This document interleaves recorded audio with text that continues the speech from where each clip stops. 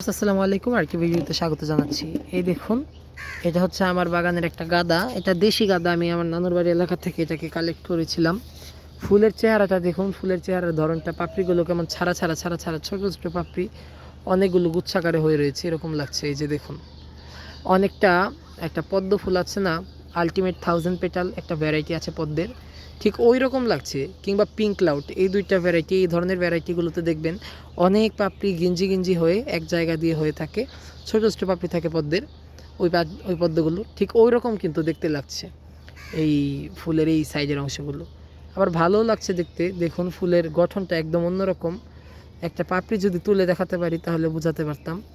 ফুলের পাপড়ি কিন্তু সচরাচর এত বড় হয় না। এই যে দেখুন, মনে হচ্ছে যে ফুলের ভেতর আরেকটা ছোট্ট করে ফুল। খুব সুন্দর না বিষয়টা? আমার কাছে কিন্তু এই ফুলটা অনেক ভালো লেগেছে। আপনাদের কার কার কাছে এরকম গাঁদা ফুলের ভেতর ছোটো ছোটো ফুল ভালো লাগলো? মানে অন্য সময়ও কিন্তু হয়, এত বড় হয় না। তো এই ছিল আজকের ভিডিও। ধন্যবাদ সবাইকে। আসসালামু আলাইকুম।